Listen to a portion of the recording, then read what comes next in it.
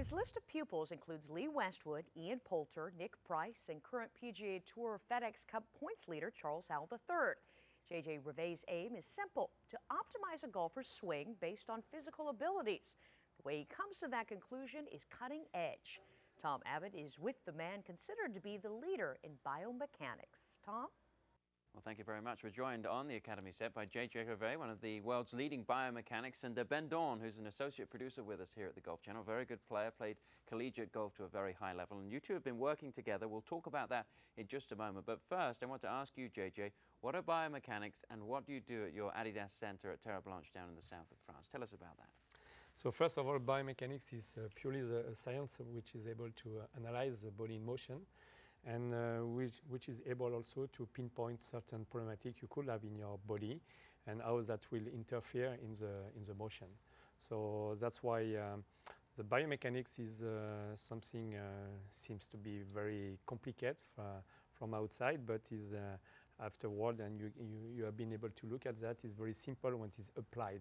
What we do is really applied biomechanics. It's not research biomechanics. Now run us through those philosophies that you have just quickly at the center that you sort of work on, your matrix for working on pupils. Yeah, so at the center we have, the concept can be broken down in 4 stages. The first stage is a biomechanical and physiological analysis of the human body. So we are able to pinpoint the different problematics that you could have. We are all different, and so we have all abilities and. Now you did that with Ben. Show us what the problems were when you first looked at Ben in that first stage. So just to go quickly, because we have many tests, that goes around, and so I would just pinpoint the problematic he has, because he has not a lot of problematic, so that's quite good, First of all, he's very flexible, so we'll see that in the future. The most important thing is that he was very restricted in this range of motion of his shoulder. So we'll see after how we will improve that. Right. The second thing was the disability he has to create a certain test we have, so you can look, is to be able to rotate his hips without leaving the foot grounding. So at the beginning, it was just enough to turn on the left side by 25 degrees. On the right side, he was able to turn at more than 45 degrees. Okay. So we have different tests. We have, and we have been working with David in the past for a lot. And so we have been able to pinpoint certain characteristics that you should have in your golf swing. For example, in the golf swing, what we want for a guy who plays right-hander, it should be better to have more range of motion in this direction on the left side rather than on the right side. Why? Because we want to create resistance at the backswing, and we want to release the hips without losing the foot grounding. Okay. So that was one of the compartments he has. The third compartment, which was a little bit problematic, was his left foot, which was more pronated than the right foot. Okay. So that created this balance in his legs. Well, Ben's going to take off a shoe there and show an insole that we got to. But before we... before making the insoles, because the insoles come from the solution, I will just show you the problematic he has. So maybe just without... when he was up, we'll just see his knees. You see, normally when he was flexing, his knees was pointing inside the first metatarsus. So we use a system we call the windlass mechanism in this case, and now he's able to have his knees on the second. So which is very important, because that helps him to maintain the very high ground force, from the ground. So for that, to maintain, as he will not be able to always having his toe up.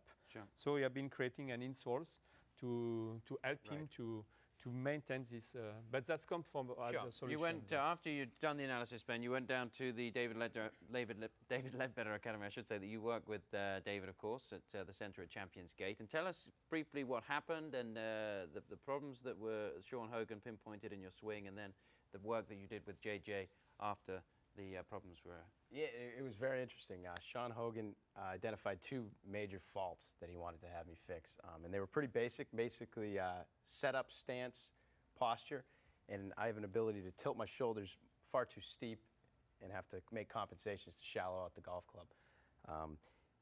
Once he identified 2 major flaws that I have in my swing, I worked with JJ, and he was able to first create the insoles of my shoes, which immediately changed my posture. Felt much more balanced, much more stable, which is obviously a huge key to golf. Secondly, was worked on my hip flexor, my left hip flexor, which you mentioned earlier, and the ability to get more rotation. Okay. He massaged my left hip flexor, and immediately I found a greater range of motion. And it's not exactly a massage. It's a machine. It's LPG machine. Sure. We have on the. It felt on like the a toe. massage. Yeah. It helps to release the tension. So it works essentially on the fascia, on the aponeurosis, which are around the muscles. That's why it's so quick, to relieve the tension you have. Exactly. And as you see, you've been turning from 35 to 80 degrees. Yeah, and it was remarkable. I really didn't think that would make a difference, or I would notice it in the first time I was able to perform that so basic drill. after you'd gone through and you'd used the LPG machines and doing a couple of other exercises, you got the swing setter out and you went through and tried to work the biomechanics into improving his golf swing, correct? Yeah. Just to come back at the beginning, so when you say what are the stages we use, in the concept. So first stage, like we say, which was the biomechanical analysis. The second stage, which is for us very important, is the analysis. That we conduct with a coach. Right. And for sure here here we work with David and Sean again. And so the third stage is the solutions. The solutions that conduct, we don't want to release the tension of the left legs for nothing, Right. It's just because we want to improve something. We will answer to a question of the coach. Okay. The coach asks his question, we answer to his question, and we see if it's possible or not to have the resolution of this solution. That's why the solution was the LPG, was the insoles, and also, like you say, the swing setter. The swing setter for us is an instrument which is very important because it really helps to feel a difference, in your new balance. Maybe you can talk about that in the video we have been taken. Yeah, it was interesting when I learned how to make the swing setter work. Well, first of all, I wanted to use my hands and my lower body to try and set the golf club. And once I was able to establish some stability in my left leg, I learned that it's the core muscles and not my hands and my arms that make the swing setter work properly. And it was a big difference from when I took a full swing. My left leg is completely unbalanced and off the ground, actually, versus once I recognized that and was able to be much more stable with the insole, that my left leg stayed a lot more stable. So. And here comes the fourth stage, which is the validation. Right. And so you can see now on the video, the before and after we have been doing with Ben. Yeah, it's very interesting stuff, and of course you can take away the insole. I mean, it's very unique that you can have something to take away so quickly, having just worked for only a couple of hours out at Champions Gate. And of course you do this work with a lot of the European Tour players like Raphael Jacquelin, Jean Van der Velde, Nick Doherty down at Terre Blanche. And we've really seen some very interesting results. Ben, thank you very much for coming in. It's been a lot of fun. It's been great JJ, to have you along board. JJ, thank you very much for coming in as well from Terre Blanche down there in the south of France. You also got a centre in Hong Kong, and you work here at Champions Gate in Orlando. Thank you to the both of you, and let's get back to the desk now.